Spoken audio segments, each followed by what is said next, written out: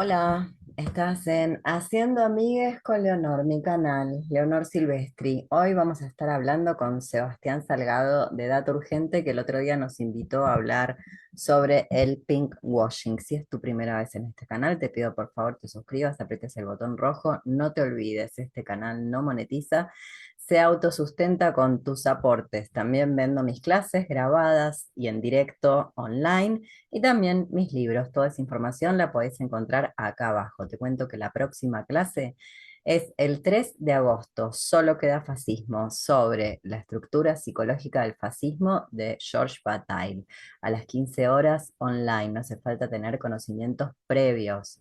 Y también te quiero contar que el 24 de agosto vamos a estar presentando, si no me equivoco, el 24 de agosto, o era de julio, ay, por favor. No me acuerdo. Bueno, el 24 de julio, sí, lo estoy diciendo mal. El 24 ahora, el 24 de julio también online y en directo, en vivo, presencial en Uruguay, se va a estar presentando el engaño. Si querés participar de la presentación del engaño, yo voy a estar ya sea yendo a Riesgo, el taller Riesgo en Uruguay de la mano de Mentirosa Editorial, ya sea online acá por Zoom, no tenés más que enviarme un mensaje a mi mail que lo dejo acá abajo. Y por último, si no te alcanzó la presentación online y o presencial en Uruguay, si no te alcanzaron las clases grabadas, si no te alcanzó la próxima clase de Solo queda fascismo, estoy por abrir un taller de lectura poética y traducción sobre canciones de Morrissey y Lana del Rey. Y va a ser al sobre con aporte solidario, voluntario y consciente. No hace falta saber inglés. Si querés venir, también acá abajo mi mail, me escribís y me decís quiero ir al taller de canciones de Lana del Rey y Morrissey, que va a ser probablemente una vez al mes y no hace falta saber inglés. No te olvides de suscribirte, no te olvides de los aportes, no te olvides de los libros, no te olvides de las clases. Dale. Bueno, estamos con Sara Zapata y Sebastián Salgado de Data Urgente, que el otro día, como le dije a la gente, ya hice una mini presentación, fui al canal a hablar al canal de ustedes, a hablar de el pinkwashing, pero Ujú. quería que me cuenten un poco qué es Data Urgente. Vamos a empezar desde el principio, principio, principio. Yo solo sé cosas de Sebastián que me han chusmeado a Ah, propósito bueno. de esta remera, sí, porque tengo estudiantes que te siguen, Sebastián, que son Bueno, quienes muchas gracias. para mi cumpleaños me compraron esta remera que luego me puse a hablar con Sara y demás. Así que no sé prácticamente nada más que los chismes de mis estudiantes, con lo cual me pueden contar todo. ¿Qué es Data Urgente? Bueno, Data Argente básicamente es una plataforma de comunicación que iniciamos ya hace algunos años, en un contexto en donde nos faltaba encontrar en el campo de la geopolítica una concepción popular de la comunicación que no tuviera problema en abordar ningún ángulo sin dejar fuera ninguna perspectiva. Y eso cuesta realmente, o por lo menos en mi caso me costaba mucho encontrarlo. Yo mismo soy corresponsal de una cadena extranjera que es Eso te Hispan iba a TV. preguntar. Vos sos corresponsal, perdón si lo digo, vos corregime todo porque puede ser que mande un No, montón no, de dale, dale. sucios, ¿eh? Pero vos sos Claro. corresponsal de guerra, ¿verdad? Claro, o sea, soy corresponsal y me especializo en zonas de conflicto. Bien. Cubro Argentina, que es un gran conflicto, pero todavía no está en una guerra declarada.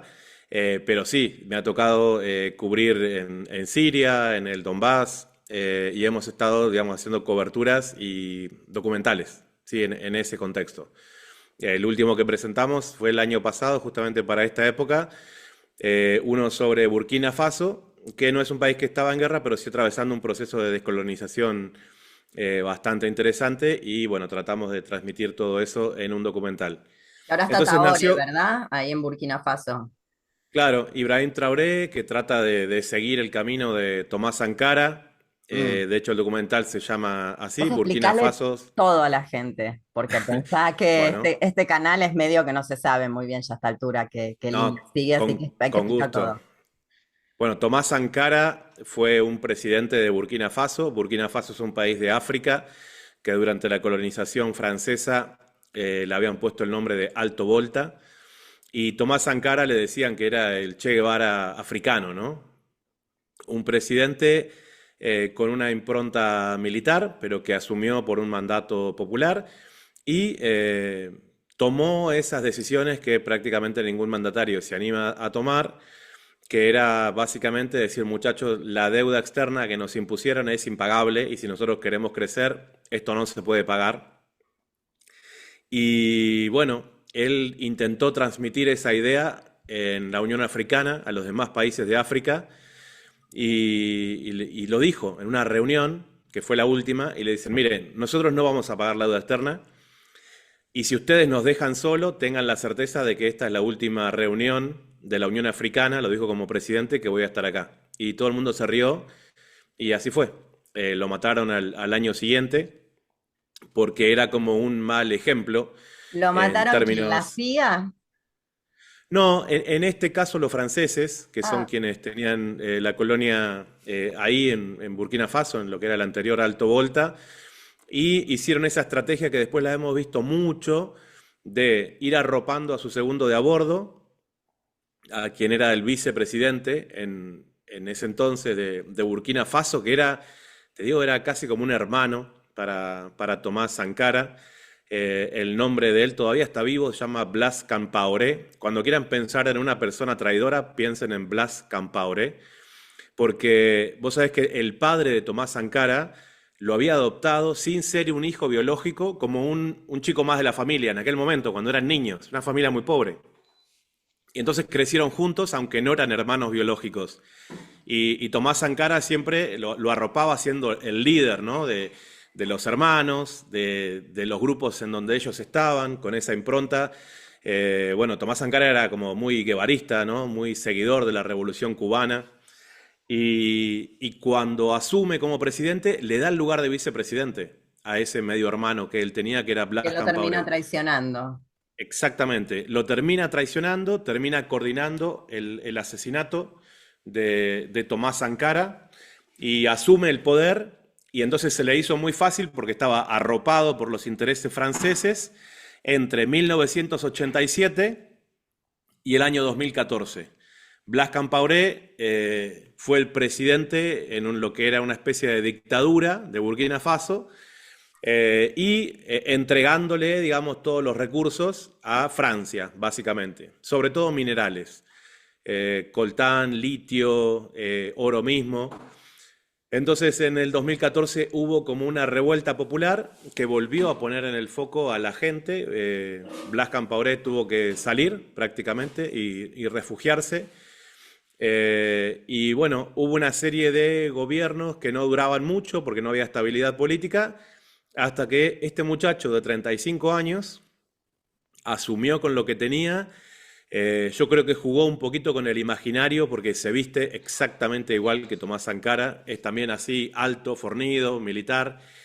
Usa la La boina boina. exactamente de la misma manera, todo.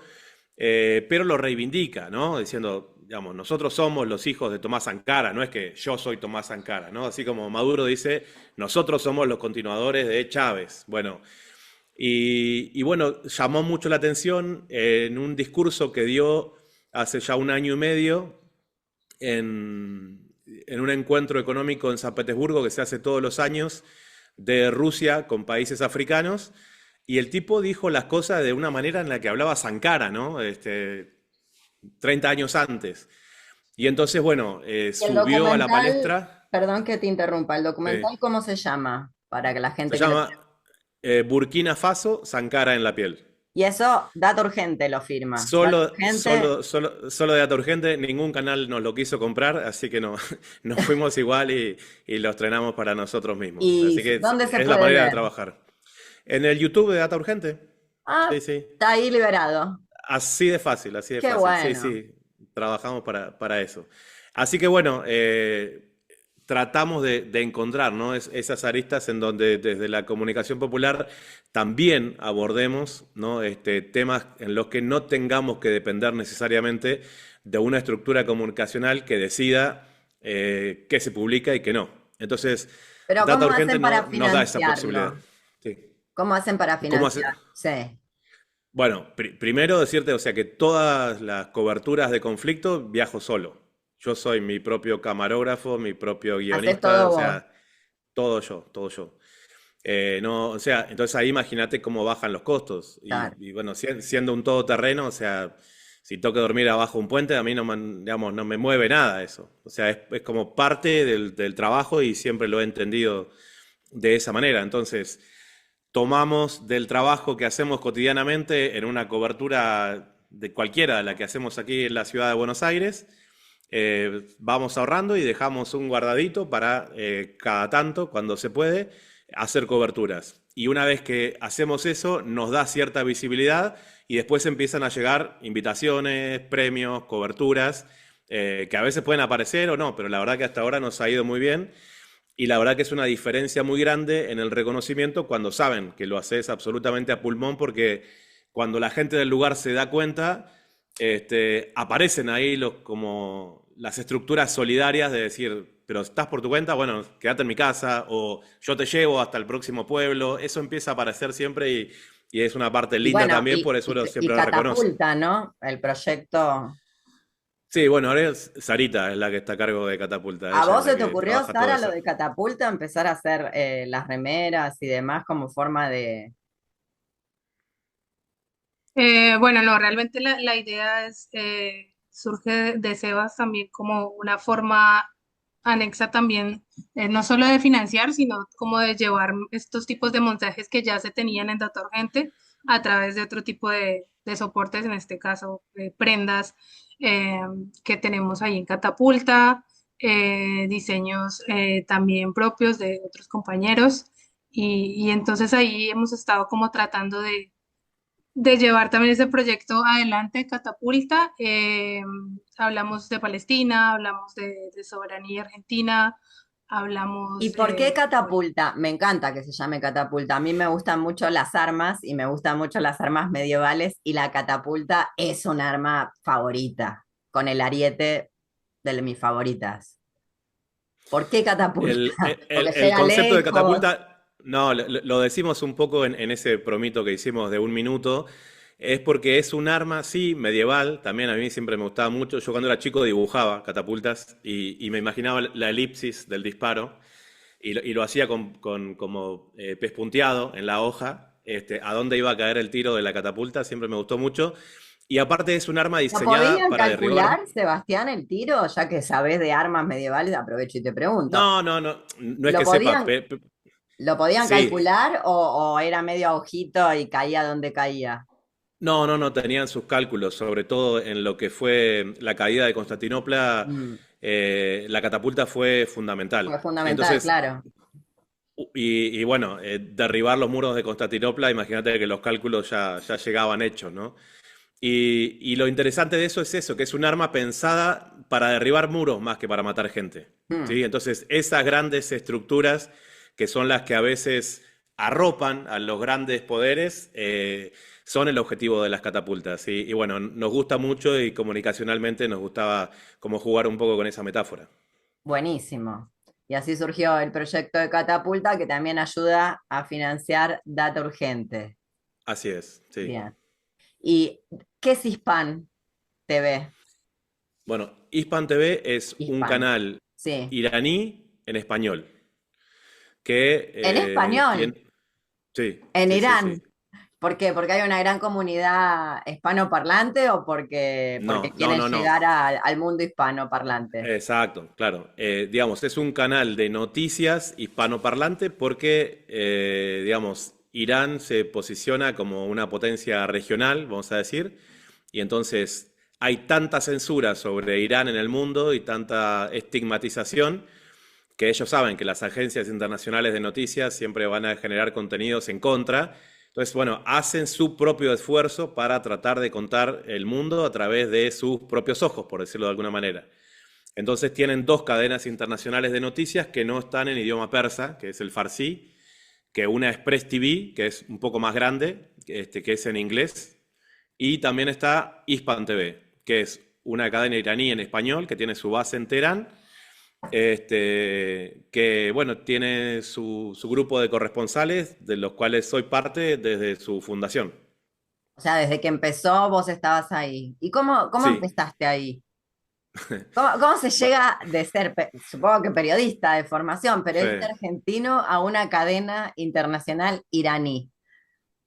Lo que pasa es que la vuelta viene desde otro lado. O A sea, te hago ver, la vuelta cortita y después te digo lo de Hispan TV. Digamos, yo soy de los exiliados del 2001.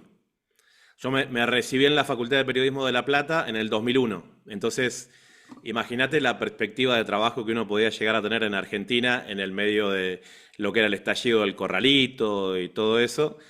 Y entonces tenía una posibilidad que había hablado alguna vez, así medio a las perdidas, con un canal de televisión mexicano en donde yo conocía a una persona en el estado de Aguascalientes, en el centro de México. Y cuando me recibí a la semana, era una charla que yo había tenido 5 años antes, cuando ni siquiera el internet estaba desarrollado.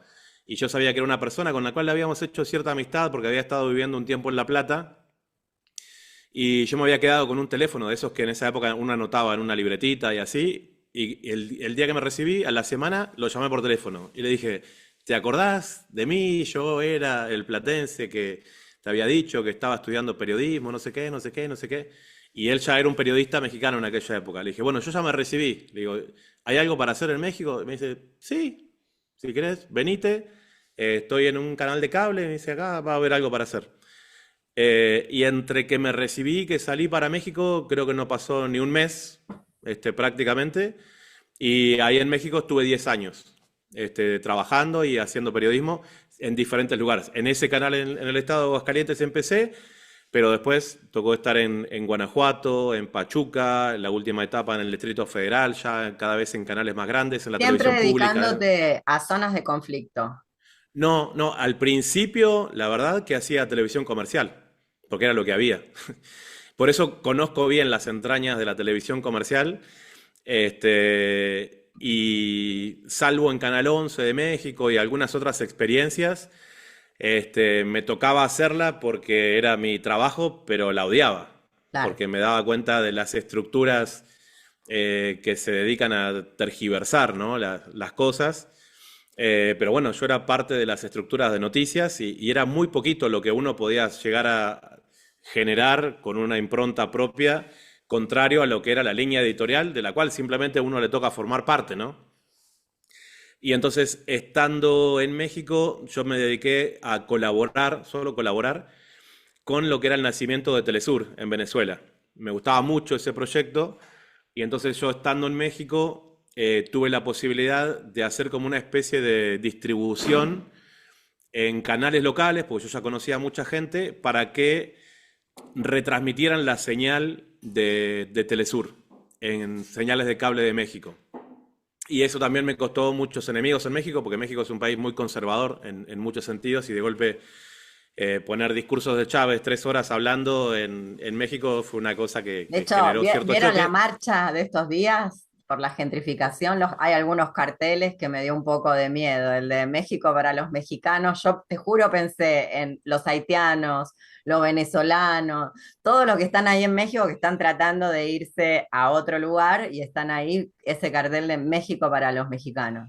Tremendo. Sí, hay una cosa de la exacerbación nacionalista en México. Yo también tengo nacionalidad mexicana porque vengo de familia mexicana, y sin embargo puedo percibirlo perfectamente. Incluso con la simbología patriótica de los mexicanos y demás, hay una impronta que no la he visto en otros países de América Latina. Y bueno, es una idiosincrasia propia que a mí profesionalmente me abrió las puertas indispensables, ¿no? En esa etapa de la carrera profesional.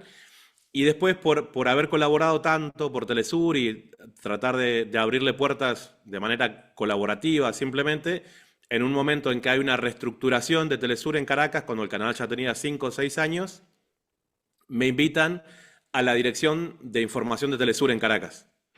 Entonces, de México, renuncio en México y me voy directamente para trabajar en Venezuela, ¿sí? Y en Venezuela, digamos, estuve apenas casi un año y estoy por llegar a lo de Hispan TV, no me olvido. Sí, sí, sí, no te preocupes, Eh, tenemos tiempo, yo no tengo apuro, yo estoy conociéndoles, así que me Bueno, entretiene. y bueno, en el trabajo de Además, producción perdón que te periodística, interrumpa, es hermoso ver cómo con la profesión de periodista se puede hacer algo más que ser un streamer mediocre que habla de chimentos, que es básicamente lo que quiere toda la juventud de Argentina en este momento. no, prefiero ponerme un parripollo que hacer eso, la verdad. Ya, parripollo ya. Y entonces nada, empezamos a hacer el trabajo en Venezuela, todo el mundo nuevo, con la pujanza todavía de Chávez con vida en aquel momento. La verdad que fue una etapa muy, muy linda, pero justo me tocó al poco tiempo la enfermedad de él, ¿no? Desde mi perspectiva y otros analistas, un cáncer inducido para matar a Chávez. Entonces Mm. lo podemos poner también dentro del campo de los magnicidios que ha sufrido América Latina. Y en ese contexto, O yo sea, tu siempre había hipótesis seguido. es a que Chávez lo mataron, lo enfermaron de cáncer exprofeso para Sí, liquidarlo. sí, Bien. sí, sí, sí, sí, sí, sí. Para mí es un enigma, yo no sé nada de Venezuela, me confieso completamente ignorante. ¿Qué está pasando en Venezuela? Vamos a llegar a lo de Hispan TV, no me olvido, pero quiero enterarme de algo. ¿Qué pasa en Venezuela? Porque viste que en Venezuela hoy, Argentina lo único que te enterás es lo que dice Catherine Fulop. Yo mucho no le creo. no, desconfía, No desconfía de sé, Catherine. imagínate, si le robó hasta la suegra muerta la joya. Como no- No, por eso. No, creo que no es la se mejor ríe, referente, Sara. Catalín, para tener un panorama de Venezuela. Pero Venezuela, digamos, es un país que desde aquella época en que vivíamos allá está bloqueado económicamente, ¿no? Ujú. Como Cuba, como Nicaragua, como Irán. ¿Por qué? Porque son países que tienen una gran riqueza y no están dispuestas a entregárselas a las corporaciones yanquis. Mm. Esas cosas a veces pueden conllevar a una invasión militar o pueden conllevar a un estrangulamiento de la economía a través de las sanciones unilaterales, que no es sanción en el sentido de que hiciste algo malo y otro te sanciona, sino son medidas coercitivas unilaterales por parte del gobierno de Estados Unidos para asfixiar a la población. Lo que habría que hacer con Israel. Bueno, qué fantástico sería un bloqueo para Israel. Qué fantástico sería eso. Bueno, hasta Eh, Pedro Sánchez, que no es tan revolucionario, lo ha propuesto. O sea, Nada, nada. Pero, o sea, lo que pasa es que son todos juntos. Bloquear a Israel sería bloquear a Estados Unidos, es parte me parece de la muy misma bien. cosa, Es como, el estaría de anglosionismo. acuerdo, como todo mejora si Estados Unidos deja de existir.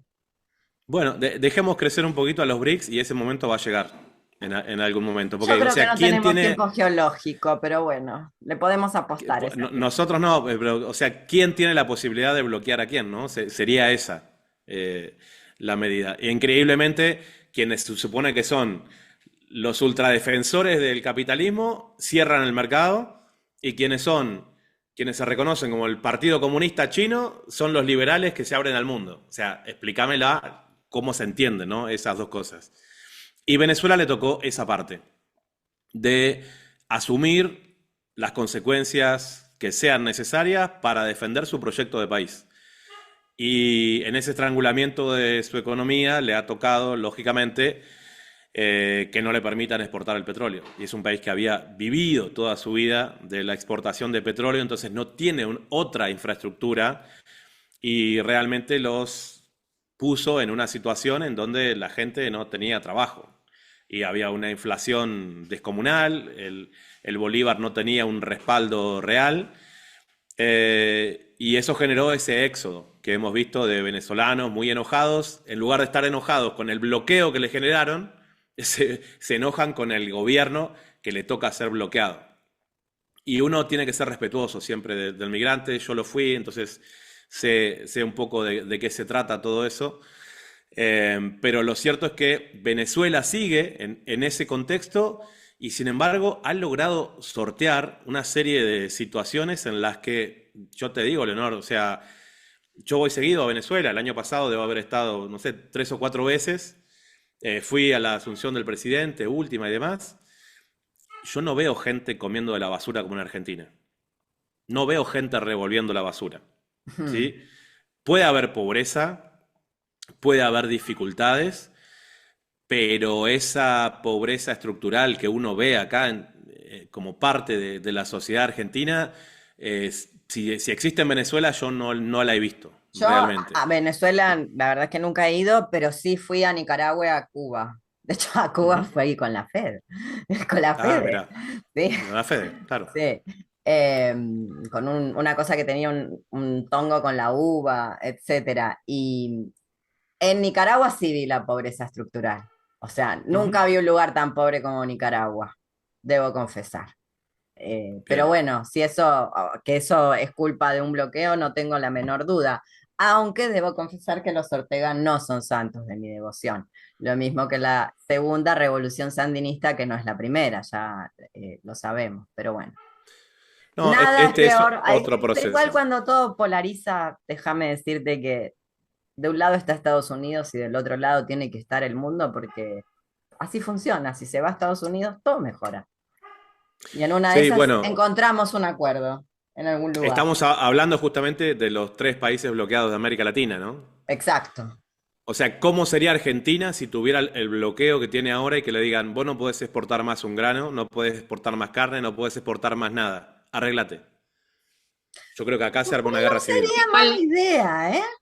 Como de repente hundir a los exportadores, prohibiéndoles exportar, no estaría tan mal. A ver qué pasaría. Y no sé. ¿Vos qué vas a decir, Sara? Contanos. sí, iba a decir sobre Venezuela que me parece que igual han tratado de sostener la misma narrativa de un país que ya no es Venezuela, o sea, el país que era hace 10 años, en un contexto de una crisis económica completamente fuerte para toda la gente, sí había, en parte era realidad lo que mostraban, el desabastecimiento, la carencia, bueno, momentos muy difíciles donde incluso muchos chavistas de corazón temblaron y dudaron, eh, pero también la gente era muy consciente de que eso iba a pasar cuando se lleva adelante un proyecto político como ese.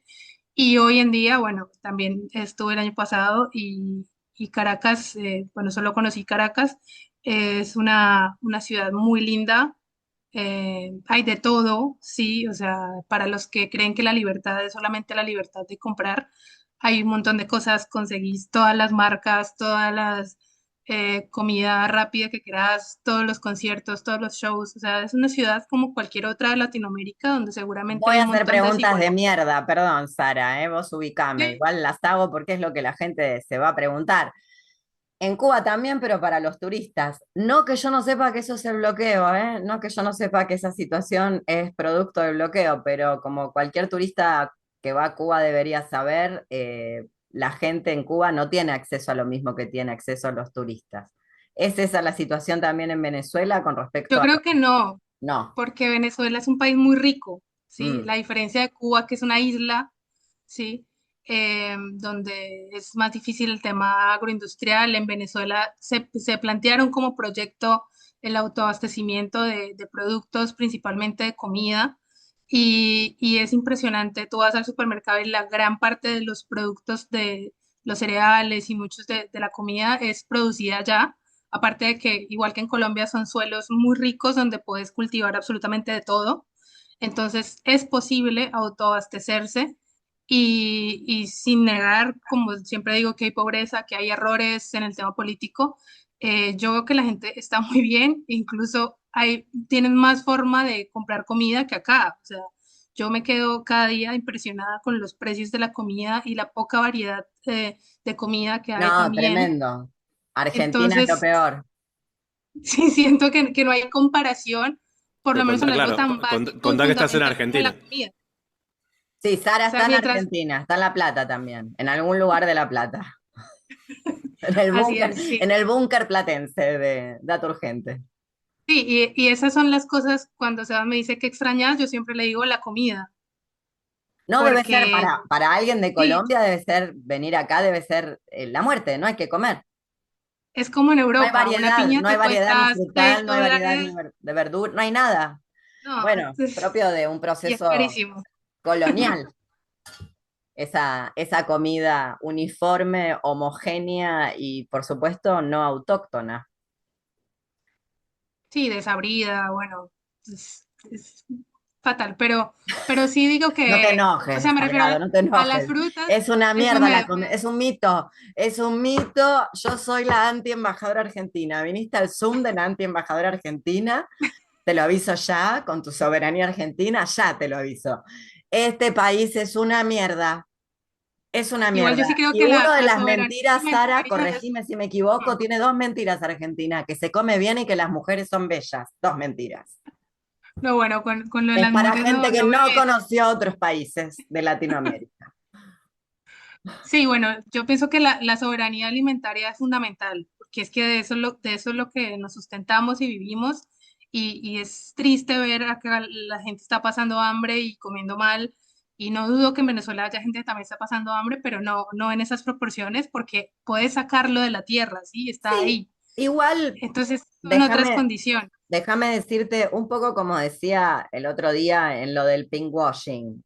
El tema no sería ver quién la está pasando peor, sino demostrar que para pasarla mal, mejor votemos a mano alzada, porque encima que la pasamos mal y le estamos decodando de comer, ¿a quién? ¿A quiénes? Digo, pues si la vamos a pasar mal, de repente pasémoslas mal todos o todes. Pero estos que están acá proponen que hay quien no la pasa mal, y es verdad que hay quien no la pasa mal para que todo el resto la pase mal. Digo, si la defensa, el capitalismo es evidente que no funciona, si no podemos ir a preguntar cómo andan en Skid Row, la calle Skid Row en California, a ver Los Ángeles, a ver cómo anda la gente de fentanilo, a ver qué bien que anda el capitalismo.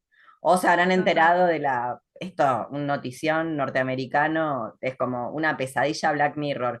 Una señora, obviamente negra, que tuvo un accidente, quedó con encefalograma plano al toque, como se pegó en la cabeza, ¡pum! 6 meses de embarazo, 6 meses, perdón, 6 semanas, o sea, un embrión, 6 semanas, nada, nada. La mantuvieron, no sé dónde murió, pero le tocó morir en un lugar donde el aborto no es legal y donde una vez que vos estás con el encefalograma plano ya no tomás ninguna decisión, la mantuvieron viva 9 meses, solamente para hacerle una autopsia, por eso no es ni una cesárea. Eso es Estados Unidos. Y los costos los pagó la familia, que no la pudo desconectar nunca. Así que ahora la familia Claro. está con un bebé endeudada y tuvo que ver 9 meses a su pariente muerto ahí, porque ya estaba muerta, cómo gestaba un embrión, nada, una célula, 6 semanas, nada. No se puede ni abortar 6 semanas, hace falta que tenga 8 para empezar a pensar un aborto. Bueno, sí, perdón que te interrumpí. Sí, Fatal. sí, No, para la gente que otros cree que el que capitalismo anda. Pero para, ¿y vos, Sara, cómo te... Yo estamos en Venezuela. Todavía no llegamos a Ipati. ¿Cómo llegaste acá a Sebastián ¿cuánto Salgado de quedó en la Naturgente? nebulosa? Sí, a mí me da pena la gente que viene a Argentina. No se lo deseo a nadie. ¿Cómo llegué acá a Argentina, me Sí, dices? y a Data Ah, Urgente. bueno. ¿O fue desde el principio lo de Data Urgente, desde México? No, nos conocimos con Sebas en Venezuela, precisamente, en un evento de comunicación antifascista. Y bueno, desde ahí empezamos como a trabajar, a hacer cosas remota.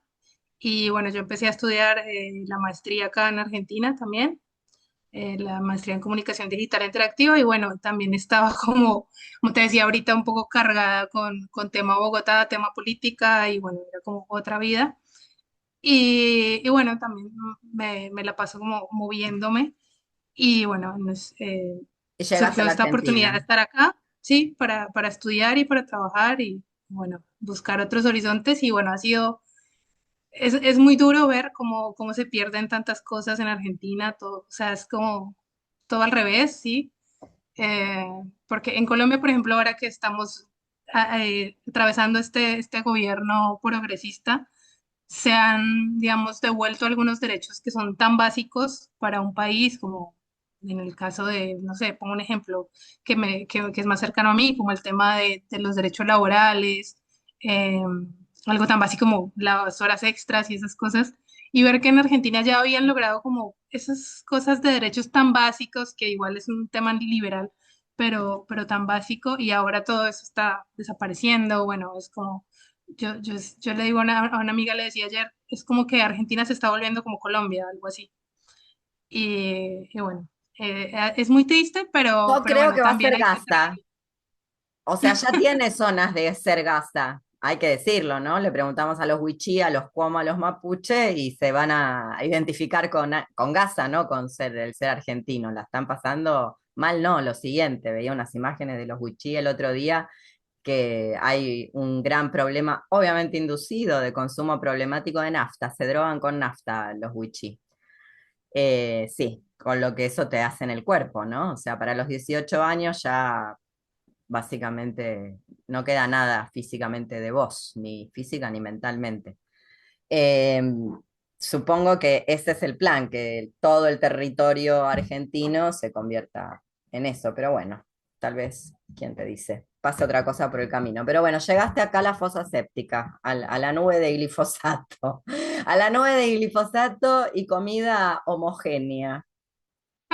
Sí, igual Claro, es un lugar donde muy no hay lindo café, donde no hay también. café, donde todo el café está atorrado en azúcar para los diabéticos, que es lo peor. Y donde el café cuesta un huevo, porque conseguir un Es café un que no lujo, sea sí. un lujo es como comprar oro prácticamente. Es un lujo, pero también ha sido muy lindo conocer lugares como lo que te contaba antes de entrar a la grabación y era como todo lo que estuvimos recorriendo en Patagonia y aparte pues de que es un paisaje hermoso y Contá, la contá gente también eso, es después muy volvemos a linda. Span TV, pero contame eso que están haciendo y otro documental. Ese ya salió, contá el nuevo documental. Ah, bueno, ahora un poquito y ya se me complementa. Y bueno, estuvimos en la Patagonia a principio de año, eh, precisamente como viendo todos los temas que estaban surgiendo un poco a raíz de los incendios forestales y todo lo que eso esconde, sí, porque no es como que se prendió el monte y ya, o sea, hay un montón de cosas que pasan allí y entre ellas la criminalización de las comunidades indígenas y lo otro que te decía era la presencia de agentes sionistas como los disfrazados de mochileros y de viajeros. Y bueno, precisamente de eso sale el primer reportaje que sacamos a través de Hispan TV, que ahí volvemos a Hispan TV, y es el Traún que habla sobre la criminalización del pueblo mapuche en Chubut y bueno, otros lugares donde se han realizado allanamientos, también persecución judicial, política, se han detenido varias personas, se han golpeado adultos mayores, se ha amedrentado a niños. Entonces, bueno, pasa un montón y bueno, estuvimos allá con la gente justo después de que pasaron los allanamientos y fue como a enterarnos de esto y como del genocidio permanente contra los pueblos originarios, como les dicen acá. Y bueno, fue fuerte. Y el otro tema que vamos a sacar próximamente va a salir el reportaje en Hispan TV también, que es sobre los mochileros de Sion, ese es el nombre del reportaje. Y bueno, ya dejaría ahí a Seba para que Para que nos nos cuente un cuente. poco más de qué se trata. ¿Eso se puede ver en Hispan TV o en Data Urgente o en los dos lugares? O El, El todavía el de no se estreno Traún va a puede. ya, ser, ya está. claro, el de Traún ya está en los dos, pero el estreno es en Hispan TV. Después de que ellos lo circulan un poquito, nos dan permiso para pasarlo también en Data Urgente, porque ese sí es un material exclusivo de Hispan TV, incluso está Ese con sí el está cubo. financiado con Hispan TV. Es exactamente, sí, ese sí. De hecho, lo hacemos con el cubo de Hispan TV y fue hecho para De ellos. ahí viene la funa, entonces. Cuando te Ahí, funan como agente, es de ahí, de que te están pagando para, bueno, para hacer un documental. De algún lado sí, sale la pero plata para no se documental. deciden. Me dicen que soy agente ruso, agente venezolano, agente iraní. Ay, no te Creo preocupes, que... a mí me dicen que soy servicio, Ah, así bueno, como lo bueno. escuchás. ¿Qué tipo de servicio? No sabemos, supongo que es lo que quieren Ah, sí, decirme la palabra servicio, servicio, servicio, servicio. lo que se entendía en los Ah, 70 por servicio. está bien, servilleta, está bien. La servilleta, sí. Sí, sí. Sí. Me dicen otras cosas también, que no se pueden contar, pero lo que se te ocurra. Para eso son las redes, ¿no? No, claro, tan secreto fue todo el documental que lo hacemos con el cubo, con el logo de Hispan TV, donde muy por el contrario de lo que intentan, que es amedrentarnos y todo eso, con esa narrativa de que cualquier cosa que tenga que ver con Irán, vincularlo a esas campañas islamófobas del terrorismo. Bueno, nosotros nos plantamos y decimos, hacemos periodismo, estamos trabajando con este canal y queremos contar lo que está pasando en Patagonia porque no vamos a depender de los medios corporativos argentinos que directa o indirectamente, por omisión o por lo que sea, prefieren no hablar de esos temas. Y ahí estuvimos trabajando con Sara. Bueno, ahí sí, Sara hizo la cámara, hizo la edición y el montaje de este reportaje que creo que lo va a estrenar la semana que viene Hispan TV, Mochileros de Sion, en donde básicamente hacemos un trabajo bastante básico, que es recopilar testimonios, pero por primera vez en audio y video, de la gente de la Patagonia diciendo, sí, mirá, a nosotros acá esta gente nos amedrenta, son muy maleducados con la gente de la Patagonia, hacen sus fiestas en lugares que son supuestamente santuarios naturales, van por fuera de los senderos autorizados en los parques nacionales, justamente están en los lugares donde se generan los incendios, y contextualizamos de manera histórica el interés que siempre ha tenido el proyecto de colonización europeo que es el sionismo en la República Argentina. Porque, digamos, ellos tienen varios protocolos. Uno es que si criticás a Israel, sos antisemita. Hmm. Y otra cosa es que si criticás cosas que Israel supuestamente todavía no hizo, sos conspiranoico. Entonces nosotros en el reportaje lo que hacemos es tomar las propias fuentes sionistas que muestran que desde el siglo XIX el proyecto de ellos es la ocupación del territorio argentino para buscar una autonomía dentro de la geografía. Y entonces, bueno, retomamos ese material histórico que es de ellos mismos y lógicamente hacemos un paralelismo con lo que es la presencia de estos militares reservistas que por primera vez, y la particularidad de este año, es que tienen pedido de captura internacional, porque hay una organización muy interesante en Bélgica que se llama Hin Rajab, que es el nombre de una nenita palestina que, bueno, mataron a toda su familia dentro de un vehículo, pero ella sobrevive y alcanza a tomar un teléfono y llama a emergencias, una nena de 5 años, una nena de 5 años, y llama a emergencias y dice, mirá, acá está mi familia, están todos muertos, no me contestan, ¿ustedes pueden venir a rescatarme? Y de emergencia le empiezan a hablar, bueno, sí, no sé qué, está tranquila, ¿dónde estás? La nena no tenía idea de dónde estaba, pero la logran localizar y salen los paramédicos a tratar de sacarla de ese auto. Cuando llegan los paramédicos, la nena todavía viva dentro del vehículo, un tanque les dispara de vuelta, dentro de la franja de Gaza. Entonces terminan de matar a la nena, Hin Rajab, y a los paramédicos también. En honor a la historia de esa niña, que en realidad es una más de los más de 100.000 palestinos asesinados en este genocidio que está llevando adelante Israel, un grupo de gente en Bélgica hizo un trabajo, y están haciendo un trabajo muy interesante, y es, en todas las redes sociales de estos soldados genocidas que ellos se sacan burlándose porque ellos disfrutan del sufrimiento de los palestinos, entonces se sacan selfies dinamitando casas, con las prendas íntimas de las mujeres que ellos encuentran en los Sí. roperos, se ve que tienen como un fetichito con eso, pobrecitos. Eh, Todos esos son crímenes de guerra, son Yo creo crímenes de que les guerra. sorprende que las mujeres musulmanas tienen sexualidad. Piensan que, sí, claro, sí, como Bueno, son mujeres. Como les sorprende que, no sé qué les sorprende, que son seres humanos.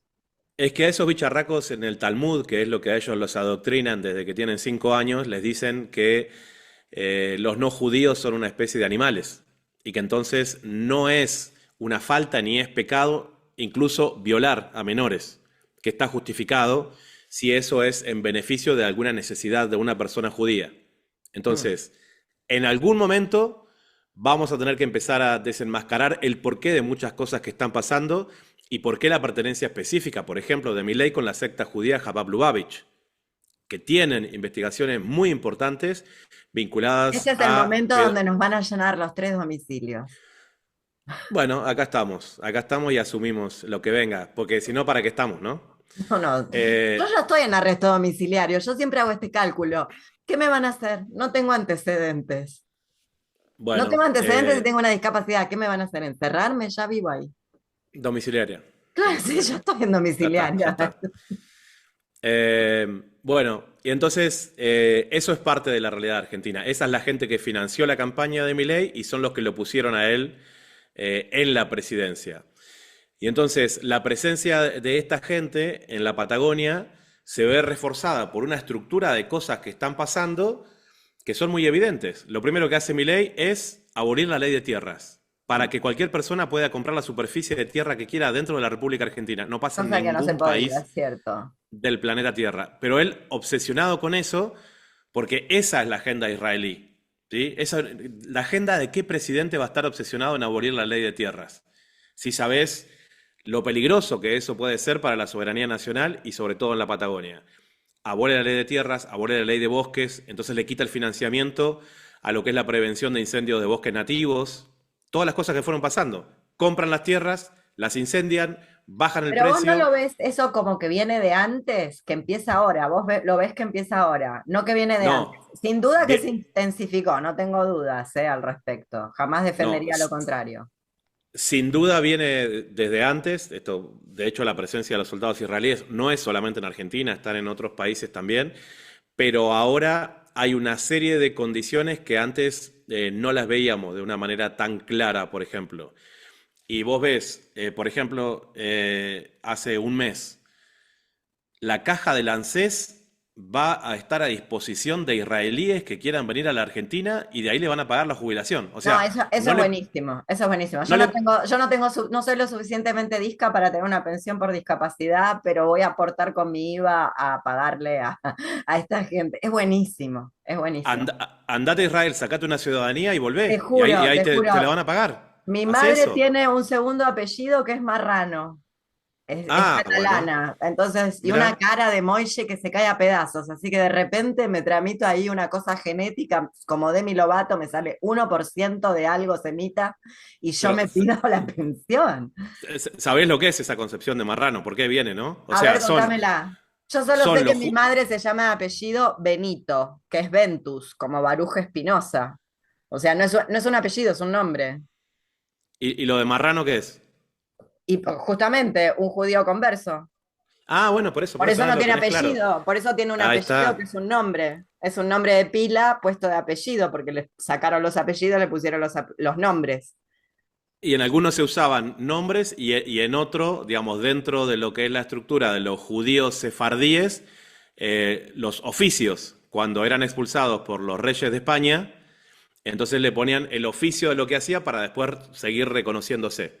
Mm, Ahora, hasta donde entendemos, los judíos sefardíes pueden pertenecer a una corriente semítica, diferente a los ashkenazíes, que total. son quienes llevaron adelante el proyecto de ocupación de Palestina, De hecho, que me es... traje la bibliografía ¿Ah, sí? obligatoria, Ah, bueno, sí, sí, Shlomo San, sí, indispensable. indispensable para Eh, entender eso que vas a decir. y Shlomo San, Arthur Kessler, el propio Ilan Papé, que todavía Sí, vive, un gran profesor, catedrático, israelí, judío, una persona que asumió decir la verdad sin importar las consecuencias y él ni siquiera puede seguir viviendo en su país de nacimiento, que es Israel, en la Palestina ocupada, pero su pasaporte dice Israel. Entonces, vemos el tema de las pensiones, vemos a la empresa Mecorot que desde el gobierno de Alberto Fernández opera de manera abierta controlando yo el siempre agua de yo los lo argentinos. menciono, que está en el boletín oficial del 2022-2023 la firma de Guado de Pedro, 9 provincias firmando el acuerdo con Mecorot, mientras la gente acá celebrando el Mundial con sus muertos. Cualquier parecido con 1978 no es pura coincidencia. Bueno, entonces hay una serie de factores mucho más importantes de los que aparecen, ¿no? A simple vista y cuando los ponemos todos juntos, decimos, bueno, ahí quien no quiera verlo es porque evidentemente prefiere no mirar hacia ese lado. Pero en el caso nuestro, que somos simplemente parte de la comunicación popular, no tenemos ni miedo ni ganas de mirar para otro lado, ni somos los primeros que estamos denunciando esta situación. Y entonces, en ese sentido, yo creo que los palestinos nos muestran a nosotros, es decir, mirá, ustedes pueden ser los próximos de lo que nosotros estamos sufriendo en este momento. Todas las marchas que nosotros hacemos, estuvimos el domingo ahí con Sara cubriendo. Cuéntenme de la marcha del domingo, lo que vieron, Sara, dale. así no me Bueno, hemos olvido estado, que... creo que Sí. las últimas dos marchas que hemos estado en Buenos Aires, creo que ha sido una convocatoria muy nutrida. O sea, eso demuestra que a pesar de que ha pasado el tiempo, digamos, no se acaba el tema de Palestina, sí, al contrario, se intensifica. Bueno, esta última marcha fue organizada por la izquierda acá en Buenos Aires y creo que estuvo en varias partes del mundo y de Argentina, que la idea era hacer una marea roja por Gaza y principalmente boicotear como a las principales cadenas tipo McDonald's y Carrefour, creo que fueron las que más se centraron acá en Argentina, que en parte financian el genocidio. E incluso hago ahí una cuñita para el que les guste, a los quienes les guste profundizar en este tema de la responsabilidad de las multinacionales en el conflicto.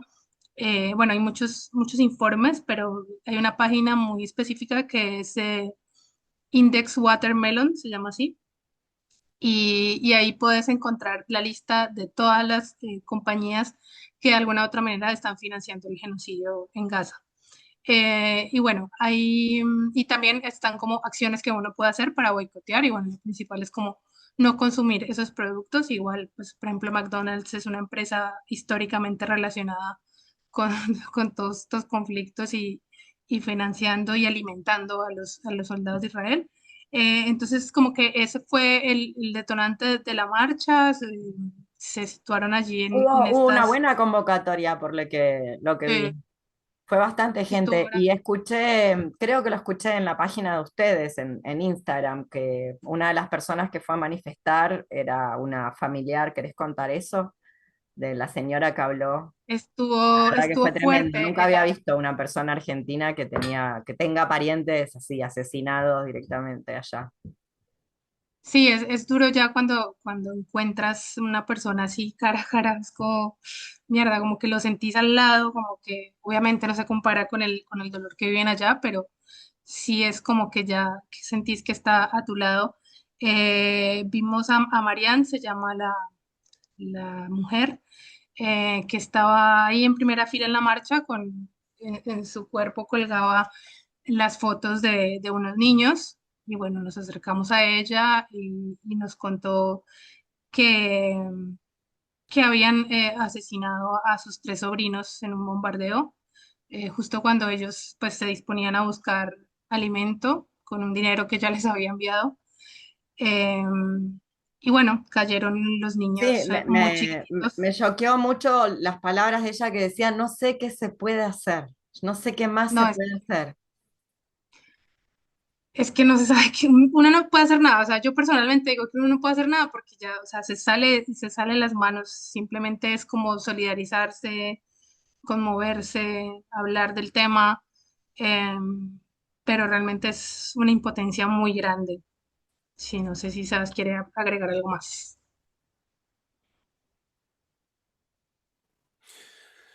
Sí, realmente, por un lado, reconforta un poquito ver que la marcha son fuertes. El mes pasado también hubo otra importante, que Argentina es un país donde cuesta bastante movilizar por esta causa y sin embargo hay un De hecho, se tomó interés la uva, se creciente. tomó mi facultad, Filosofía y Letras, por Cristina, pero no se tomó por Palestina, que también rima con Cristina. Qué vergüenza, me No, da no solo vergüenza. eso. Acá en la Universidad de La Plata nosotros íbamos a hacer una charla hace unos 20 días y nos dijeron que nos daban un lugar bastante importante y demás, siempre y cuando en el anuncio no usáramos la palabra genocidio. Así. Entonces, bueno, yo era invitado, no era organizador, y cuando me pasaron el flyer decía guerra en Gaza. Y yo dije, no, no puede pasar. Y bueno, me lo pasaron, yo lo compartí y me entró a caer lluvia de puteadas. ¿Cómo se te ocurre guerra en Gaza? No sé qué. Igual, me puso contento de que está bastante claro eso y yo compartía todas esas puteadas, no era yo el que lo había organizado. Y justo el día que dan la condena a Cristina era el día de la charla, entonces cortaron la autopista y los compañeros que venían a ser parte de la charla conmigo no pudieron llegar desde Buenos Aires y se cortó. Entonces, bueno, ya, para tanto problema, la siguiente charla sobre Palestina la hicimos en un sindicato acá en La Plata y se acabó el tema. Pero permean las universidades de una manera que asusta porque terminan haciendo cómplice de esta realidad en donde vos decís, si las universidades nacionales públicas no son el resguardo de la concepción ética de la comunicación y de la enseñanza, ¿dónde? O sea, ¿qué puede No llegar a lo esperar son, no lo son. de lo... Yo tengo una visión muy crítica de eso, por lo menos del lado que tocó la varita mágica de Occidente, el estudiante universitario promedio de la educación pública, por lo menos de la UBA, voy a hablar de la UBA o no sé, Córdoba, ese tipo de universidad, probablemente La Plata también, no sé qué pasa en La Matanza, en San Martín, etcétera. Voy a hablar Ujú. de estas, las canónicas. Le importa tres carajos. Me acuerdo porque yo estaba en la clase de griego cuando venían a hablarte de la guerra en Bosnia y yo era ese estudiante que decía, quiero estudiar griego. No me importa lo que está pasando en Bosnia. Que se mueran todos, que se corra. Eso es lo que hace la universidad. Una vez que salí de Claro, ahí, empecé a pensar. claro. Sí, Literal. sí, sí. Convierten en ciudadanos que solamente les importa la pequeña cosa. Vos decís, ¿qué me importa, Cristina? Con lo que está pasando en el mundo. Ya, déjenme de joder. Para mí es Sí, un efecto del dispositivo. bueno, a nosotros nos llevó a eso, siendo yo docente universitario también. O sea, imagínate, yo soy docente de la Facultad de Periodismo. En Gaza, en los últimos 2 años, han asesinado a no uno, no 20, a más de 250 periodistas. La única cátedra de toda la facultad de la Universidad Nacional de La Plata, de la Facultad de Periodismo de la Universidad Nacional de La Plata, que hizo actos específicamente para visibilizar esa situación fue la mía. Y vos decís, se supone que la Facultad de Periodismo tiene la vanguardia vinculada a los derechos humanos y demás. Y bueno, y no solo mi cátedra es la única, sino que no viene nadie de la facultad, de las autoridades de la facultad a esos actos para reivindicar y visibilizar a los periodistas asesinados en la Franja de Gaza, que no son, como ellos lo quieren decir, como daños colaterales. O sea, Israel es capaz de tirarle un misil con un avión a 2 periodistas, porque ellos usan la eliminación física de las personas, de los periodistas, como método de censura. Claro. Entonces, nosotros valoramos muchísimo a los colegas que siguen estando ahí, tratamos de apoyarlos en lo que es la difusión de los contenidos que ellos están generando, porque ellos sí que se juegan la vida todos los días y la realidad es que no tienen posibilidad de salir tampoco, ¿sí? Lo mismo, Entonces, eso mismo que vos estás diciendo aplica también a la Facultad de Medicina con los conflictos que está viviendo el personal sanitario y de salud, lato sensu, en Argentina. Y yo creo, ahora que para ligar con lo de la catapulta y esa trayectoria, hay que unir la línea de puntos. No solidarizarse con los médicos y o los periodistas palestinos es eventualmente comprarse varios números de la misma rifa eventualmente, de una forma o de otra. No conozco un solo médico, nadie que haya dicho nada al respecto de sus colegas siendo masacrados en tareas humanitarias. Van ahí como parte miembros de tareas humanitarias y los asesinan. Deberían se lo hacer una preguntamos, marcha, se lo tomar. preguntamos Sí, ese tema, Leonor, el otro día a el médico Trota, que es de Mar del Plata, que ha estado en Gaza, que ahora fue parte, intentó ser parte de la flotilla que iba a entrar a Gaza, y a él le ha tocado estar ahí y recibir chicos desmembrados, conoce perfectamente la realidad, y le digo, ¿qué pasa con los médicos en la República Argentina? El Colegio de Médicos de la República Argentina, el Colegio de Pediatras de la República Argentina, ¿vos podés hacer una iniciativa para que repudien el genocidio? Me dice, he intentado algo, pero me dicen, hay un hermetismo que yo no puedo avanzar, pero ni un centímetro en ese sentido. Entonces, o sea, ¿qué sentido tienen creerse personas que defienden la vida o la salud si no porque se no la interesan? defienden, porque es mentira. El juramento hipocrático es una mentira, es como, son contadores. Bueno, Te lo digo como discapacitada enferma crónica, son contadores. Tampoco les importa, tampoco los mismos infectólogos que a mí me enseñaron que yo no me podía volver a contagiar de varicela porque estoy inmunomodulada, son los mismos que hoy me hacen gaslighting porque sigo usando mascarilla.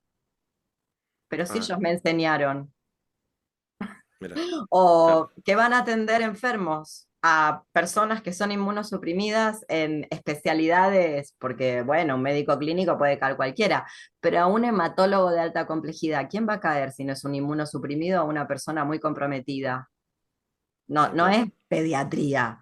Hematólogo, ¿entendés? Como esa misma gente no está usando mascarilla, ¿qué va a saber de lo que está pasando en Gaza? No saben que existe algo que se llama Palestina, probablemente.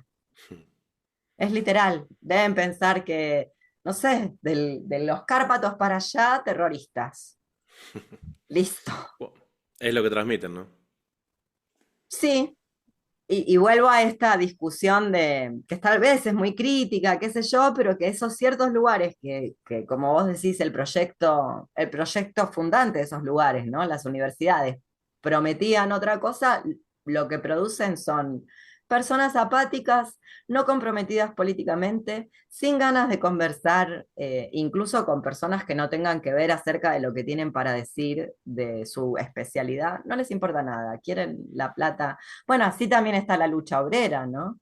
Es como, No, ¿cómo le enseñas a los médicos que no se lucha solamente por la paritaria? Que es la paritaria y la mejora de las condiciones de trabajo, como es un básico de la militancia gremial.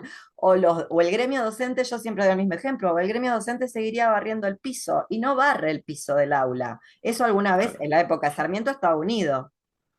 Sí, mira. sí, el personal. Y sí, sí, el personal. Como, ¿no te acordás? La familia Ingalls, eso era una docente, una mezcla de monja laica con persona que te criaba el hijo y que, bueno, eso está extendido, son diferentes gremios, se paga aparte, etcétera. Eso tuvo que ver con la lucha gremial. Es interesante, en la Facultad de Periodismo de La Plata nos decimos que somos hijos de Walsh, ¿no? De Sí, Rodolfo Walsh. claro. Y es interesante porque Rodolfo Walsh fue el primer periodista argentino que hizo un trabajo serio como corresponsal en Palestina, que se llama así la Revolución Palestina. En ese momento él lo hizo en 1974 para el diario El Tiempo, que existía en ese momento. Y es un tremendo trabajo que yo lo sigo dando a mis estudiantes y lo leemos completo. Y el premio que se da en la Facultad de La Plata vinculado, ¿no? Al periodismo es el premio Rodolfo Walsh. Y fue Rodolfo Walsh el que abrió la puerta de decir lo que está pasando en Palestina es un genocidio y el sionismo no es un movimiento religioso, sino un movimiento de ocupación como una expresión del capitalismo tardío. Mm. Palabras más, palabras menos. Eso es lo que dice Walsh ya y lo explica de esa manera tan clara y contundente en 1974. Y se da el premio Rodolfo Walsh en la facultad donde yo soy docente y sin embargo Palestina no es parte de la estructura, vamos a decir, de educación donde se pueda visibilizar parte de la realidad que está pasando ahí, ¿no? ¿Y los estudiantes les importan estas cosas o...? En el caso mío sí, porque yo doy comunicación popular. O sea, Mm. el que está ahí, digamos, nosotros tenemos una impronta así muy, muy en contra Ya va sabiendo que, de pero los es una medios materia, corporativos. ¿es una materia obligatoria o una materia optativa? No, es una materia obligatoria dentro de la Tecnicatura en Comunicación Popular, en donde, o sea, no es que hablemos de Palestina nada más, pero sí lo abordamos de una manera en la que algunos estudiantes, lógicamente, alcanzan a sensibilizarse más que otros, pero no lo pasamos por alto. O sea, hacemos un abordaje histórico primero, después un abordaje, si se quiere, de la manera en que los medios corporativos te quieren contar esa historia, buscar dentro de cada uno cuáles son los componentes que a veces ni siquiera habíamos llegado a detectar, como esa cosa de palestino terrorista. Yo es la primera cosa que le digo cuando empiezan la clase, ¿no? Y todos tienen miedo. Le digo, bueno, a ver, ¿y ustedes qué saben de Palestina, no? Y se quedan todos así duros, callados y calladas, y es como que tienen miedo a decir algo incorrecto, ¿no? Porque si decís algo incorrecto, en esos términos, en contra de Israel, saben que puede haber alguna especie de consecuencia. Y entonces todo el mundo lo que dice, la mayoría de los estudiantes dicen, hay una guerra o hay un conflicto. Mm. No aparece la No palabra pueden decir genocidio, ocupación, no genocidio, aparece la palabra colonialismo, ocupación. Entonces, invasión. exactamente, después que se va dimensionando todo eso, que se trabaja y que se estudia, generalmente las concepciones cambian. Hay algunos que pueden tener su propia concepción y me ha tocado tener estudiantes que defienden la ocupación israelí. Y eso no tiene nada que ver con la calificación, vamos a ponerlo en términos académicos.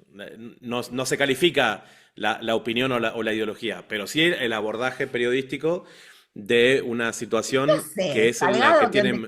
te cae una alumna así, no es, yo nunca podría dar clases en un lugar formal Sí, porque no puedo. sí, Yo te sí, echo no, del tenés que Zoom. respetarlo. Zoom. Tenés, No, tenés que, no, no, ¿qué sí, tenés que más? respetarlo. Tenés que respetarlo. Bueno, para eso tengo No, data déjame urgente. de joder. O sea, ¿te Para gusta eso, Maduro y después no podés ejercer el poder, papu? ¿Para qué estás ahí? no, el aula es para otra cosa. Vos tenés que pensar que también cada uno llega con su propia concepción y bueno, Vos tú lo eso intentás se ganar, respeta. como buena persona de izquierda, intentás Yo ganarte a la persona. t- trato de abrir perspectivas que no han tenido hasta ese momento desde el abordaje del periodismo. Y después cada uno se lleva su propia concepción. Creo que no me contaste, ya sé que están cansados, pero creo que no me contaste cómo llegaron a Hispan TV desde Ah, Hispan TV. Venezuela, desde TV Sur a Sí, Hispan TV. de Telesura, sí. Bueno, en ese momento yo siempre tuve un seguimiento especial con Irán porque, digamos, ¿Por qué yo Irán? estaba, ¿Por qué Irán y no yo estaba, Jordania? no, está bien. En primer año de la facultad fueron el atentado a la AMIA, Mm. ¿sí? No había internet en aquel momento y a mí me impactó mucho aquello que pasó y creo que en ese momento en que uno estudia periodismo, que se cree que ya entiende cómo funciona el mundo, creo que fui víctima de la estructura narrativa sionista de los medios corporativos. Mm. No recuerdo exactamente qué era lo que pensaba yo en ese momento, pero sí me acuerdo que todos mis trabajos de la facultad empezaron a tener una vinculación con el mundo islámico, que yo no tenía prácticamente información. Yo me acuerdo que iba a bibliotecas, no había internet, empecé a estudiar de qué se trataba eso del Islam. Y no recuerdo exactamente, pero seguramente muchos de mis trabajos hayan tenido que ver con esa estigmatización de Irán por todo lo que se decía en Argentina. El tema es que seguí estudiándolo porque siempre había algo que me terminaba haciendo ruido. Y me seguía haciendo ruido hasta que uno va avanzando y pasan los años. El problema es cuando no tenés un maestro que te guía, que te dice, che, mira, toma, léete esto, léete esto, léete esto. Nunca lo tuve. Fue todo como una cosa de percepción individual, de olfato, hasta que llegué a un momento y dije, la puta, o sea, fueron ellos. Fueron ellos. O sea, Irán ni Siria, o sea, tienen nada que ver porque uno cuando estudia la concepción y la relación geopolítica que tenía Irán con Argentina en ese momento, en Irán aman a Argentina. En Irán aman a Argentina porque ¿Por el qué? gobierno... ¿Por te, qué? te cuento, te Yo me cuento. sorprendo. ¿Por qué? No nos En, merecemos el amor de nadie. ¿Por qué? te cuento, en el año 79 se da el proceso de la revolución del Ayatollah Khomeini, Sí. ¿sí? Entonces se instaura la revolución islámica y derrocan al Shah Reza Pahlavi, que era una especie de monarquía persa que gobernaba como si fuera una dictadura en la etapa de los milicos acá. No había partidos, no había nada, no se podía expresar la gente, y era un gobierno pro-occidental que entregaba el petróleo de Irán a las corporaciones. Existe un movimiento de base popular y religioso que genera un cambio de gobierno y que instaura un líder religioso y una democracia con un presidente que se puede votar. Es una especie de algo parecido a lo que vemos en otros países como presidente y primer ministro. Bueno, acá hay un líder, si se quiere, más parecido al concepto que se puede tener dentro del catolicismo del Papa, ¿sí? Que de un primer ministro, porque este no se elige, pero es el líder espiritual y político en muchos sentidos del país. Y cuando esa revolución se da, Estados Unidos estaba desesperado por voltearla. Entonces, en ese momento Saddam Hussein era aliado de Estados Unidos y entonces financian a Saddam Hussein para que Irak ataque a Irán. Y fue la guerra más larga de todo el siglo XX, 8 años. Irán defendiéndose de Irak. Entonces, Irán en ese momento era un país al que nadie le veía futuro. Esto no va a durar. O sea, apenas se empezaron a organizar una revolución, una república islámica. ¿Cuánto va a durar esto? Los chiitas no son los sunitas. O sea, son una parte importante del Islam, pero son minoría. Y entonces, Irán peleó muy solo contra Occidente, que estaba bajo la figura de Saddam Hussein, en ese momento representando los intereses de Occidente para hacer caer ese proceso revolucionario. Irán también había tenido la revolución islámica un vínculo muy malo con los soviéticos. Eh, entonces no tenía amigos prácticamente, entonces nadie le vendía armas, salvo un pequeño país de Sudamérica en el cual había un reciente presidente que se llamó Raúl Alfonsín, que no sabía cómo mantener quietos a los milicos que estaban acostumbrados a manejar las cajas de la República Argentina. Entonces, estos milicos que tienen una fábrica que se llama Fabricaciones Militares en la República Argentina, que producían el FAL, que producían otro montón de cosas, le dijeron, dejanos vender a quien nosotros querramos, nosotros hacemos caja de eso y te dejamos tranquilo gobernar a vos. Y Alfonsín dice, bueno, Bueno, bueno. Y vendámosle entonces armas a dijeron, Irán. exactamente. Y entonces este grupo de gente dice, mira, tenemos un cargamento así, pero no es una operación encubierta de tráfico de armas como Ecuador y Croacia en la época de Menem. Eso está firmado por Alfonsín. Entonces, esas armas salieron con la firma del presidente y Y por llegaron a eso Irán. Irán nos ama, porque las ayudamos, Totalmente. ayudamos a que puedan defenderse. Pero De hecho, explícame algo con respecto a Irán, que yo no entiendo también. para que Porque te digo eso, esto, sí, perdón. el único país de Occidente que tiene un lugar emblemático dentro de su capital es la Plaza República Argentina, que es un lugar importante dentro de la capital, en Teherán. Ah, vas a tener que explicarles que ahora somos un ente de ocupación colonial, No, sionista. ya lo entendieron perfectamente. Me río por no llorar. Eh, ¿Por qué Irán? Esto me lo vas a tener que explicar porque es un reproche que yo tengo con respecto a Irán. A ver, ¿Por qué dale. Irán no defiende Palestina? Irán es el país que tal vez más defienda a Palestina, creo yo. Nah, Lo que, esos no, son sí. los, ¿cómo que ¿Quién? los que más, los hutíes? Los hutíes, está bien, pero tenés que entender que, digamos, Yo no el sé nada, movimiento de así que resistencia... explícame de cero. Se No, a fue. ver, Sara salió del chat, dijo ya la ya. dijo, no, basta, no quiero saber más nada de esto, sí. Eh, Hizo el, denso hablando de. sí, el movimiento de resistencia Ansarolá de Yemen, que en Occidente despectivamente le dicen los hutíes, porque al Huti fue un líder que tuvieron que murió ya hace 20 años. O sea, no se les dice Este, hutíes. Ya empecé no, mal. no. Primero, son el gobierno de Yemen. Bien. Es cierto que no llegaron a tomar la totalidad del país, pero controlan la capital y controlan el 60% del territorio y derrocaron a un presidente fugitivo ahora que se llamó Mansur Hadi, que era el peón de los saudíes. Son países limítrofes, los saudíes mucha potencia, tienen todo el petróleo del mundo y el vecino de al lado supuestamente no tiene petróleo. Bueno, ¿cómo? Si están al lado. No los dejan desarrollar su industria petrolera. Hay un movimiento de resistencia que toma el poder y tiene, vamos a poner en estos términos, evidente ayuda de Irán para mantenerse en el poder. Bien. El Por movimiento eso, de... por eso vos decís. Sí. Bueno, entonces hay algunos colegas que dicen, bueno, Yemen es un conflicto proxy de Irán. O sea, evidentemente están teniendo ayuda.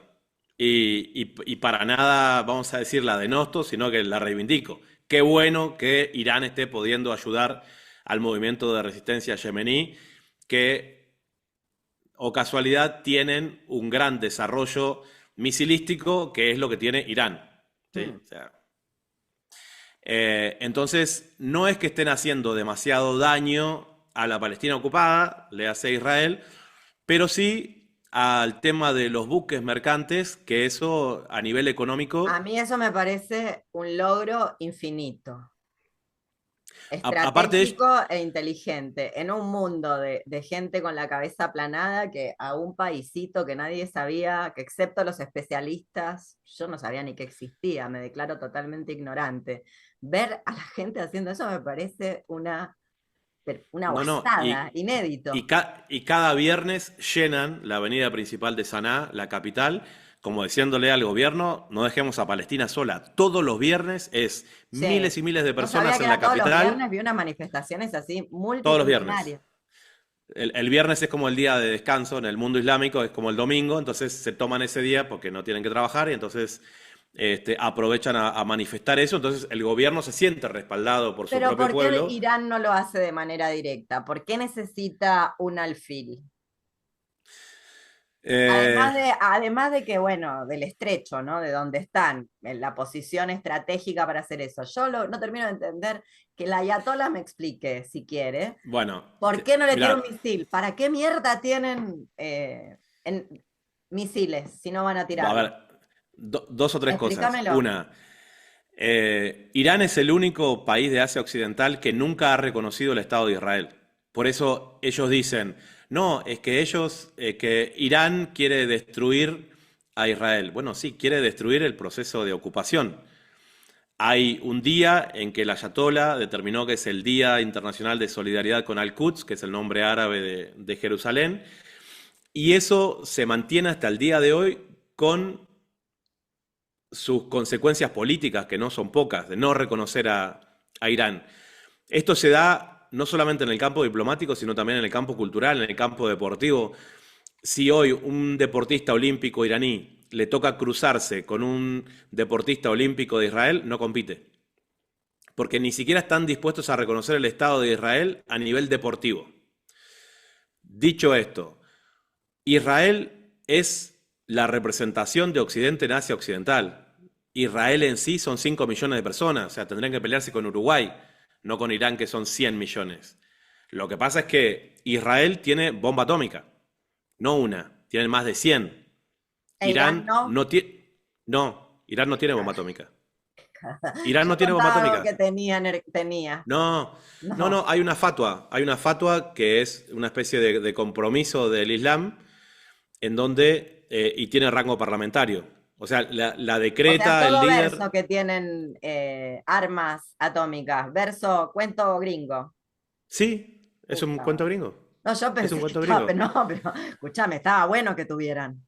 Pero pensalo en estos términos. Si al único país que Irán le podría llegar a tirar una bomba atómica, pongámosle, es a Israel, ¿vos creés que la radioactividad va a distinguir entre israelíes y No, palestinos? no, yo estoy totalmente de acuerdo con vos. Yo creo que, por ejemplo, uno de los motivos por los cuales estamos acá conversando es porque yo creo que tiene que haber un movimiento internacional antibélico. Ya no importa qué cree quién de qué, de Maduro, de Chávez, del comunismo. Ya es como ya no interesa. Si queremos no tener un cáncer mañana, si ustedes no quieren tener un autoinmune mañana, Bueno, si vos querés seguir viendo a Sara, si quieren que los hijos no tengan tres ojos, hay que frenarlo. Ya no me importa cómo, porque nos va a matar a todos.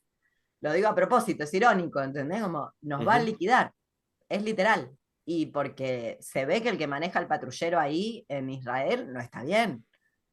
No, Sinceramente lo evidentemente digo, o no. sea, es como, no está bien. Ya se pasó todos los pueblos sabidos y por haber que se podía pasar. Bueno, alguien le tiene que decir stop. Deberíamos ser en conjunto. Antes se organizaban cosas internacionales, porque la lucha era internacional, por lo menos en ciertas cosas había un acuerdo, como por ejemplo lo que vos estás diciendo, sí. Si explota algo, si sigue explotando, vamos a seguir respirando veneno. Ya no está respirable el aire, producto de todo esto. Sí, es cierto. Una vez hablé con un especialista mexicano y me decía que si llegaran a explotar por algún conflicto bélico el 5% de las bombas atómicas que ya hay en el mundo, se forma como una capa alrededor del planeta que no dejaría entrar la luz solar y se morirían todas las plantaciones. Entonces, no Todo, se sin trata luz de solar, que, todo. claro, o sea, no habría comida. No habría ¿Cuánto nada, duramos? porque sin luz solar no hay vida, no hay fotosíntesis. O sea, es literal, no hay algas marinas, no hay nada, es literal. Por eso hay gente que No se está cree que mal solamente está como en proyecto, peligro ¿viste? Como convertirnos, que, que se convertirnos resetee el planeta. en un pedazo de piedra. Y bueno, hay un movimiento, son tres gatos locos, un movimiento anarco existencialista, que están a por la extinción de todo lo que existe de manera pacífica y voluntaria. No sé cómo lo van a hacer, pero me gusta a mí la gente disparatada que le pega tanta vuelta Bueno, que termina así. Pero bueno, no va a ser el caso, las élites van a encontrar cómo vivir en el fondo submarino mientras bueno, el resto de la gente se muere de cáncer y no se lo puede tratar. es cierto. Pero bueno, te quería preguntar eso de Irán porque siempre tenía la duda de por qué Irán no tiene una Y participación creo que hay que agregar silerosa. ahí, Leonor, un poco lo que pasó en esta, la que han llamado la Guerra de los 12 días, ¿no? Mm. Que al final Irán es el único país que en parte le ha hecho daño a Israel, por lo menos en su estructura y en su moral también, de sus soldados, de sus mercenarios. Entonces creo que no es poco todo lo que vivimos hace un mes. Eh, Creo que fue importante el daño que se le hizo al antesionista. Tengo también una pregunta complicada. No sé nada del tema, así que me pueden mandar a cagar si quieren, no hay problema. Pero, ¿qué onda el Kurdistán? La parte del Kurdistán que está en Irán, porque sé que está todo mal ahí, no se llevan bien. Explícamelo. Bueno, los kurdos son un solo pueblo Ujú. que no tienen un territorio como puede ser un Estado-nación y básicamente habitan en cuatro países: Irán, Irak, Turquía y Siria. Sí. En Irán, los que están en Irán, si vos me preguntás a mí, yo lo que percibo es que se sienten parte de la sociedad iraní. O sea, no. Hay ciudades como Ilam y otras ciudades donde ellos tienen, vamos a decir, una impronta cultural kurda, pero yo no percibo un movimiento separatista kurdo en Irán. Por lo menos yo no lo veo. Eh, Y la revolución y no se bueno, dio en Irán, se dio en Siria. sí, bueno, y bueno, también, o sea, esta semana estamos viendo el desarme del PKK, que es el Partido de Trabajadores del Kurdistán, que está considerado un movimiento proscripto en Turquía y perseguido por Erdogan, que tienen encarcelado a Abdallah Öcalan desde hace más de 25 años, que es el gran líder de los kurdos, que hace, no sé, 25, 30 años, ya no me acuerdo, iba a visitar a Mandela cuando estaba con vida todavía, y lo interceptaron en un país africano, creo que fue Kenia, y desde entonces lo tienen ahí encarcelado. Y esta semana en que estamos hablando, el PKK, que es el Partido de los Trabajadores del Kurdistán, en el norte de Siria, entregó las armas. Sarita tiene experiencia con que en Colombia eso no funcionó. O sea, las FARC entregaron las armas y después el paramilitarismo vinculado a la derecha termina matando a todos esos, o a una parte importante de los principales firmantes del Tratado de Paz porque ya no tienen cómo defenderse. Pero bueno, esto es la realidad del ¿Y Kurdistán pero por qué en este entregan las momento. armas entonces? Bueno, sería una buena pregunta para hacerles, pero daría la sensación de que están llegando a acuerdos políticos de ¿Con los convivencia y turcos? no No les me queda lo otra. creo, no me lo creo, no puede ser. No, pero es que son millones de kurdos. Una parte es el grupo armado del PKK, los que están, vamos a decir, exiliados en el norte de Siria, y por eso Erdogan encuentra como esa excusa. Erdogan está invadiendo el norte de Siria. Uno de los documentales que hicimos fue ese, se llama La invasión turca. Estuvimos en el momento en que venían saliendo los kurdos de la ciudad de Afrin y otras por la invasión de Turquía, porque venían bajo la excusa de perseguir al PKK. Y el PKK tiene en el norte de Siria y también en Turquía un brazo armado que se llama el YPG, y con Y. Bueno, ese es como la facción armada de los kurdos en esa parte, y evidentemente no deben haber encontrado las condiciones de seguir resistiendo o buscar alguna especie de autonomía en ese contexto. Y bueno, es evidentemente una decisión que han tomado ellos. Lo cierto es que debo decirte que yo particularmente no romantizo para nada a la lucha kurda, ¿Por qué no? eh, porque tienen vínculos muy, muy cercanos con Estados Unidos e Israel, Mm. muy, muy cercanos. De hecho, la familia del clan Barzani, que son los que dominan el Kurdistán iraquí, ellos hicieron un referéndum hace unos 4 años más o menos para pedir autonomía de ciertas regiones, y en ese referéndum ganaron.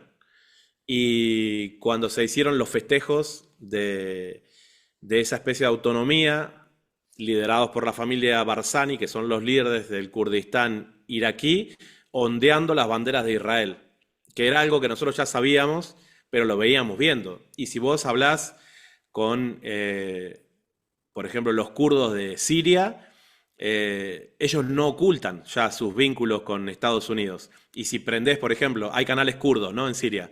Vos te pones a ver el canal de música kurdo, están con la bandera yanqui como nos metían a nosotros acá en la década del 80, una exacerbación de la simbología yanqui, en donde ellos sienten, o por lo menos esas facciones, de que Estados Unidos pasa a ser alguna especie de liberador frente a la opresión que supuestamente tienen los kurdos por parte de los gobiernos de los países en donde habitan.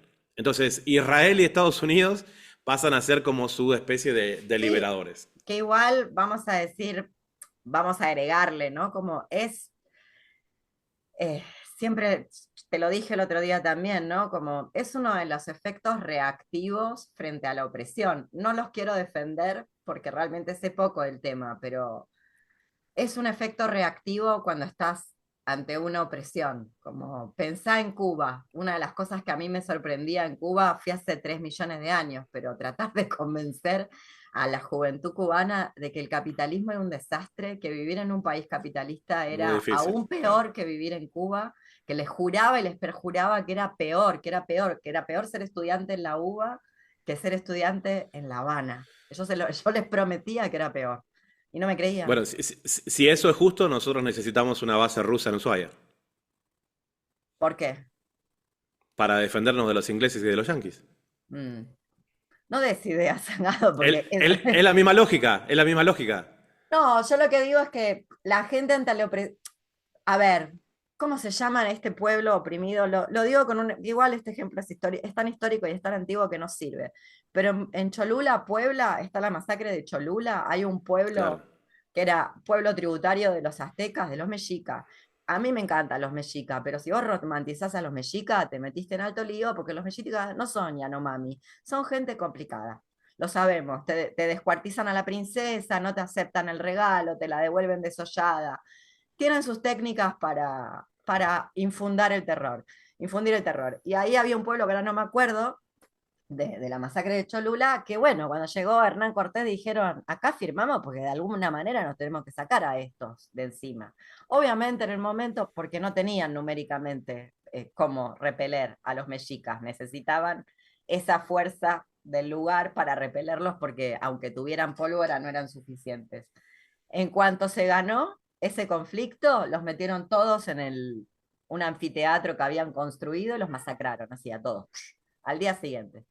Es propio de los pueblos oprimidos pensar que el Salvador, el Mesías, es el que te vende las armas y el que te vende las armas te las está vendiendo para que vos armes este tipo de líos en vez de pensar quiénes son tus aliados. Me encantaría decir que la gente es más inteligente, pero no sé si somos tan inteligentes como para hacer tanta movida. Pero bueno, no sé si me explico. No, no es por defender a nadie, sino como No, para. no, está bien, ¿Sabes también por qué lo son digo, miradas. Sebastián? Porque si el 53% de la población argentina votó a Calígula, luego vos tenés estudiantes sentados ahí que lo votaron. Y que lo votaron por efecto reactivo. 53% en una segunda vuelta donde tenés a Massa al lado. Sí, sí, no me importa, porque me importa que si es el 50%, todos los días hablamos con alguien que es recopado y que lo votó. Y que lo votó ¿Qué, sencillamente por odio, qué por hacemos? reactividad. No Y hablamos más sabe, con esa gente? No, claro, no los yo no, tenemos que... yo no, yo creo que esa gente hay que ganarla. Yo estoy en un punto donde no se puede ir contra esa gente. A esa gente reaccionó, fue una reacción. Ojalá no fuera reactiva la gente, pero parece que somos bastante Bueno, reactivos. nos vamos a enterar en octubre si fue una reacción o lo siguen votando. No, lo van a seguir votando. Ah, entonces fue una reacción media larga que le duró 2 años. Sí, claro, las reacciones Ah. duran, eh, impulsan movimientos reaccionarios, por eso se llaman reacciones. Y después sacátelo de encima. Tenés a la reacción largo rato. Yo creo que sí, por supuesto. Además, ¿quién hay? Además de la trampa, yo plantearía, pero bueno, ese es otro debate, no les quiero robar tanto tiempo, las trampas de la democracia. Todos estos países que vos me contás, todos estos países que me estás mostrando cosas que no circulan, que la comunicación no informa, no tienen un sistema democrático tan estúpido como acá. No, no. Bueno, ¿no sería, Eh, digo yo, propongo, voto en el pleno, levanto la mano, ¿no sería hora de, no sé, tomemos alguna idea de otro lado, pensemos, no sé? juguemos a la pirinola, no tengo idea, pero esto no está funcionando porque hay que elegir, como vos decís, M y M, incendio o Sí. inundación, mecorot, mecorot. Es un montón elegir entre incendio e inundación. Yo creo que no habría que elegir. Últimas dos preguntas, no los molesto más. ¿Por qué decís Asia Occidental? Yo esto ya te lo escuché decir, pero quiero que paren un poco ahí. ¿Cómo se llama el Eh, perro? como el perro Betún. Betún, Canela y Betún. Lola. Betún, sí. Betún. Ah, bueno, tenés una jauría, Betún Canet de Lola. No, Betún es enorme, es como un lobo. Ajá. Bueno, yo acá Tiene... tengo también, tengo a Acu ladrándome. ¿Por ¿Por qué qué digo Asia Asia Occidental? Occidental y no Medio Oriente? Que yo te escuché algunas decir que Porque Medio Oriente no. sí, ese concepto de Oriente Medio es un término absolutamente eurocentrista, en donde las caravanas que salían desde Europa hacia Asia, en el camino del medio, digamos, llegaban a un punto en que se encontraban en el mundo árabe, islámico, y era como la mitad del viaje, ¿sí? Entonces, en su camino hacia Oriente, que puede ser China, la India, ese mundo anterior del medio, los europeos le decían Oriente Medio. Había un investigador que a mí me gustaba mucho, argentino, que se llamaba Isaac Chedid, el apellido. Una de las personas que más sabía del tema palestino en Argentina, tenía su propia editorial que se llama Editorial Canaán, muy interesante. Y una vez le preguntaron, bueno, ¿y cómo está la situación en Oriente? Y él le dice, bueno, yo a Uruguay los veo que tiene posibilidades, no sé qué. Y entonces le dicen, no, no, pero en Oriente. Dice, pero si yo soy argentino, para mí Oriente son los uruguayos. Y me gustó mucho, porque decir, o sea, Oriente Medio para nosotros que vivimos en Sudamérica, no. Entonces, ahora, sí, es Asia Occidental, un término extremadamente geográfico. Y entonces, desde hace un tiempo que lo empecé a cambiar. Por geografía. Bien. Sí, Última cuestión que les quería preguntar. ¿Qué onda con Rita Segato diciendo el último holocausto, la Shoah? ¿Quién quiere 100% contestar? Sara. 100% Sara esa ¿Quién pregunta. quiere contestar, Sara? Sara, Sara. Con alguno No, latinoamericano, tirame. Sara, Sara, Sara, Sara. no Pero vi que no se enteró que hay 250.000 muertos en Guatemala. sí, vi que la criticaste bastante por el tema de No, los no no me la aguanto, humanos. no me la aguanto, la detesto. Me cae fatal. Bueno, Me parece bruta, bruta, burra. Me parece es típico el el discurso que progrerío, sirve. ¿viste? Sí, Pero sí, es bueno, el ¿qué discurso que onda? sirve para no quedar mal con nadie. O sea, es un poco eso, sí, Pero como se puede hablar, Sara, del último genocidio, la Shoah, o sea, es un disparate técnico. Hasta en Argentina hubo uno después, en el 76. O eso no es genocidio, ¿qué todo el son esos? tiempo, ¿no? Son permanentes con los pueblos originarios. En Exacto.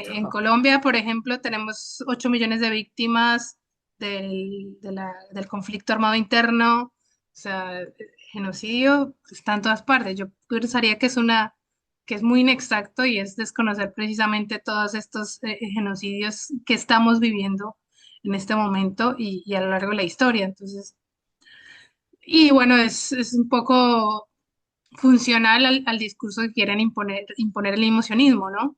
De poner a este aspecto religioso por encima de otras visiones del mundo, por encima de otras historias inclusive más relevantes, incluso genocidios mucho más cruentos como el que estamos viendo ahora. Entonces, pienso que es un discurso que está precisamente diseñado casi que en laboratorio para que sea predecible y no digamos, no te haga quedar mal con ningún sector de la sociedad o ser disonante con ese discurso estructural que hay. Y bueno, igual también desde el feminismo pienso que es una mujer que si bien puede hacer, bueno, no para vos, pero puede hacer discusiones interesantes, eh, digamos, no se ajusta a la realidad que vivimos las mujeres ni en Latinoamérica, ni mucho menos en Palestina, por supuesto. No sé si se va a agregar algo más.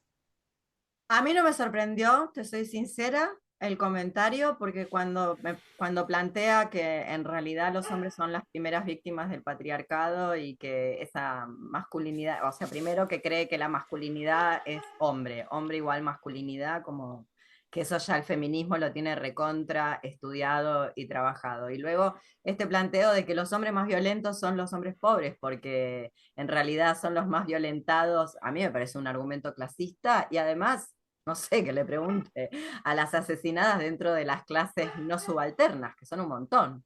O luego este tipo de cosas, las palestinas no la matan los palestinos, la matan los soldados de Israel, así que las matan mujeres de Israel, sea dicho de paso. Entonces, si vamos a ver... No, y los europeos son los más machistas. No, sí, Eso sí, por supuesto, desde ya.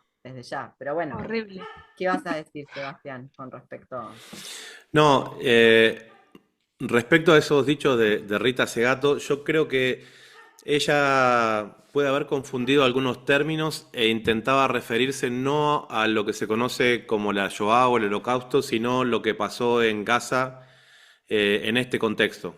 Y creo que ahí puede haber existido una confusión de palabras a la hora de ella de expresarse, solamente eso. Nada, la querés rescatar. Dijo No, porque claramente. si tú te equivocas, tú dices, mira, me equivoqué, cortalo, No, no, no se editalo, equivocó nada. déjame. Dijo que nunca se había visto nada así, ni siquiera lo explicó y dio el ejemplo de los soldados nazis, que yo no sé de dónde lo saca, realmente no sé de dónde lo saca, con tanta seguridad que los soldados nazis cuando entraron a, no sé, como o los soldados nazis o los soldados de Stalin, entraron a los Sí. campos, se sorprendieron de lo... que me va, vale, Rita, como, a ver, acá no hay buenos, en las guerras no hay buenos. Stalin que no tenía pogroms, que se van a estar asustando los soldados stalinistas cuando abren un campo de exterminio. Nunca vieron, no saben, que hay Siberia, hay Gulag, no, no saben nada de eso. Bueno, me parece, no sé, yo creo que coincido con Sara, te quedaste solo. Bueno, me quedé solo esta vez. Sí, sí, no, coincido con Sara. Me parece que es un discurso para no quedar mal con nadie, para no ponerle el cascabel al gato y que bueno, que estaba sorprendida, lo digo en Susan Sontag. A mí me parece un estado inferior o como que no maduraste, como dice Sontag, pensar que los seres humanos no somos capaces de la peor mierda del mundo, por lo menos en el mundo contemporáneo, no sé si en todos los mundos, pero en el mundo moderno industrial capitalista. Sontag decía que es como sorprenderse ante lo que los seres humanos son capaces, es como no haber crecido, como seguir creyendo en Papá Noel, en ciertas cosas que se cree muy de chiquitita. Pero Bueno, bueno, pero Rita Segato ahora es ex humana, ya no es humana. por eso sí. Pero mi planteo con es, así nos conocimos con Sara. Yo Claro. contestándole con esta remerita puesta a Rita Segato, claro, porque para ser exhumana hay que haber sido reconocida como humana, y en Palestina la gente es exterminada de esa manera porque no es reconocida como humana y porque quienes los matan los ven como cucarachas. Ahí Entonces, lo tienen escrito en el Talmud, sí. exhumana es quien es un privilegio por decirse exhumana, porque te reconocieron como humana. Lograste el reconocimiento, bueno, no todo el mundo logra ese reconocimiento. Aparte, exhumar es como una palabra bastante fuerte que quiere decir sacar los restos No, humanos o pero de esta la sería tierra. Ella dijo ex ex-humana. humana, que dejó Sí, de sí, ser pero humana. igual no está mal. Lacan le hubiera dado la razón, porque ex-humana suena a A exhumar. Y exhumar. en un momento de Para mí fosa sí. común, yo me andaría más cuidado. Pero bueno, viste que ella no habla bien el idioma porque vivió toda su vida en Brasil, entonces habla esa cosa que no se sabe muy bien qué idioma es, que es el idioma de, no sé, que cree que después se pone la blusa de Bangladesh comprada en Oaxaca Día de Muertos de Disney. Bueno, gente, ¿quedó alguna cosita que quieran transmitir? ¿Alguna cosa que vayan a hacer pronto? No, simplemente una de las cosas que nos quedó en el tintero es el paso de Telesur a Hispan TV fue porque desde Sí, Telesur hicimos una entrevista con el presidente. Me sale el periodista adentro y quedó eso, está perdón. muy bien, sí, quedó. Quedó, Hicimos además una entrevista. intentamos volver ahí varias veces sin Sí, lograrlo. y nunca pudimos. Hicimos una entrevista que pedimos desde la embajada de Betún. Irán en Caracas y salió una entrevista con el presidente Ahmadinejad, y entonces ahí nos pusimos en contacto con una serie de personas vinculadas a la comunicación y me dijeron, estamos por abrir un canal iraní en español. Me entusiasmé y bueno, nos fuimos para ese equipo. Bien, Es la versión corta, sí. bueno, que me quedaron un Sí. montón. Sí, ¿qué ibas a decir, Sara? Contá. No, pues que también invitarles a que estén atentas del reportaje de Mochileros de Sion, que ya esta semana está en el Vamos a aire, dejar que todos los links acá abajo, les avisamos a la gente que sí, acá abajo vamos a dejar los links de Data Urgente, de Hispan TV, para que puedan ver los documentales y demás. sí, que se suscriban a Data. Estamos entrando en TikTok. Ojalá algún día podamos hacer ahí un vivo contigo, Dale. Yo que tú igual eres una viralicé, dura de ya no TikTok. viralizo más, me cortaron el chorro, empecé a hablar de cosas que no, duró poco, ¿Te duró, censuraron? y sí, sí, sí, sí, me bajó el Ah, algoritmo, duró poquísimo. Los 5 minutos de fama que Warhol le prometió a todo el mundo, ya está. Igual estuvo quedé muy con bien. una cuentita de unos 50.000, así que podemos hacer un vivo cuando quieras. Claro, ahí No sabes estamos lo, no apenas sabes lo que es creciendo. TikTok, Sara, ¿eh? Hay que tomar algo No, yo antes. sé. No, yo sé. Y no sé Es súper siniestro. no siniestro, y la gente no entiende nada, no entienden nada. Sí, Es bueno, ese es un tema que podemos hablar sobre el tema digital también, que es grave. Y bueno, grave. nada, invitarles que nos sigan, que se sumen, que visiten Catapulta también. Ahí tenemos remeritas, busitos. Y bueno, la idea es eso, seguir nutriendo este proyecto de comunicación política. Bueno, Y muchas bueno, gracias por no, invitarnos. a ustedes no se vayan así, les saludo fuera de cámara y bueno, ya saben, suscríbanse al canal y acá abajo toda la información. Gracias Sara, gracias Sebastián y bueno, gracias Pehuen que me regaló la remera para el cumpleaños y que suscitó todo este intercambio.